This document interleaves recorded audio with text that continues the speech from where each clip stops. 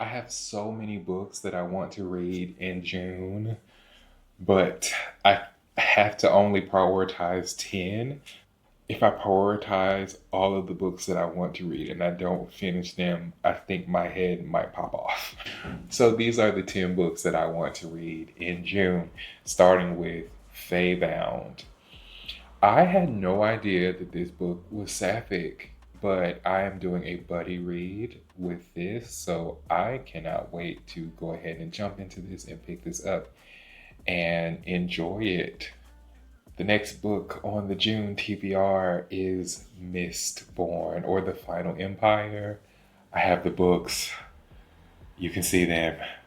I haven't picked them up, but I have them, and maybe this will inspire me to read Rhythm of War and then Wind and Truth because I still have not finished those two books. But so far this year, I've read 7 Brandon Sanderson books already. So I needed to take a little bit of a break because 7 of these dense books, it's a lot, y'all. So I'm processing that. I'm processing that and I can't wait to get back to it. So, Mistborn, I hope I like it, y'all. Apparently, this is Brandon Sanderson's fantasy romance. And if you know how I felt about Warbreaker, I hated it. So, I hope that Mistborn will be a much different experience and a different story, but we'll find out together. The Sword of Cagan. Last year, everybody, their mama, cousin, auntie, little brother, and uncle too, went absolutely nuts over this book, and I just haven't picked it up. I did pick it up, and I DNF'd it actually, so I'm going to give it another opportunity this month, and I'm going to read through the whole thing. I'm not going to DNF it, so let's see if I enjoy it on the second time that I try to read through this. I have enjoyed TJ Klune every single time I've read one of his works. So this month I'm going to pick up Wolf Song because it's been recommended to me a billion times and I just haven't picked it up yet. So Wolf Song will be on the TBR.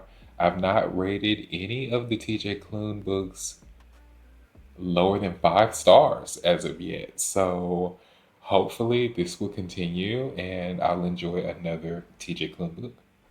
The Night in the Moth. I didn't want to read this and jump right on it in May.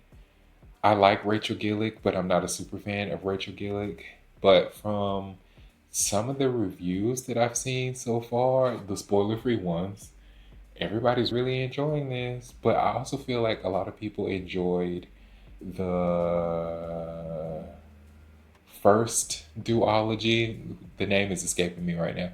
But I feel like the Shepherd King, maybe it's called the Shepherd King duology. Maybe that's what it is. But I feel like a lot of people enjoyed that more than I did. I think that I ended up rating that 3.75 overall, the duology. It was nice. It was very interesting, very different, very cool. But I wasn't crazy about it. It was, yeah, I enjoyed it. So, yeah, I think that's the reason why I didn't run and snatch up The Night in the Moth. But apparently, this is even better than the last duology, so let's see. Kingdoms of Death. I did end up enjoying Demon in White by Christopher Rocchio, and I said to you guys, and I'm pretty sure I said to myself, if I said it to y'all, that if I enjoyed Demon in White, then I would not DNF the series and I would continue on reading. But from what I understand, Kingdoms of Death is very dark, and a lot of people had a difficult time getting through this. So, yeah, let's see.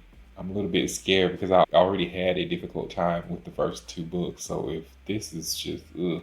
I mean, there's like dark and there's good dark that keeps you engaged. So, hopefully, it's that kind of dark instead of boring and I don't want to read this dark. So, yeah, Kingdoms of Death. We'll see. But if I don't like it, I'm not going to keep reading it, okay? We've only had one book that I've found to be good in this series so far. And then we have Dark Age by Pierce Brown, which I also hear that this is dark, depressing, doomsday, the world is falling, but it's Pierce Brown, and I love Pierce Brown. If I had a list of my favorite authors, Pierce Brown would definitely be in the top five. So, yeah, I have no fear about it because it's Pierce Brown. I'm pretty sure, like 99% sure, that I would enjoy whatever Pierce Brown is writing. Dark Age by Pierce Brown. And it's funny because I'm reading these not in the same order because Kingdoms of Death is book number four, and I already read book number four of the Red Rising saga. But yeah, I'm reading these, and I'm sorry, y'all. The Pierce Brown books are so much better.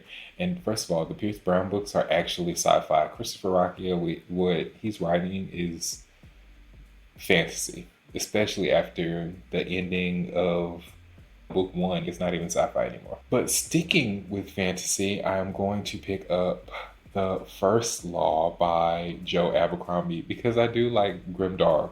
Joe Abercrombie is the king of grimdark or father of grimdark. He can't be the father of grimdark because George R. R. Martin writes grimdark and or wrote grimdark. Who knows if he'll write anything else? But yeah, so you can't be the father of grimdark because yeah. Anyway, but it's my first Joe Abercrombie read, and I thought, why not start with the first of what he wrote?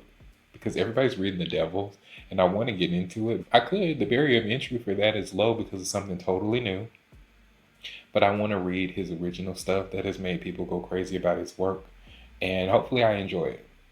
And then we have Boys Come First. This is another buddy read, and I'm super duper excited to get to this. I'm sure I will read more books this month. So far, I only have two on the TBR. I'm sure I will read more than that. But yeah, I'm excited to discover and enjoy and jump into the good stuff. I hope you liked what you saw. If you did, don't forget to like, comment, and subscribe. And I'll see you all next time.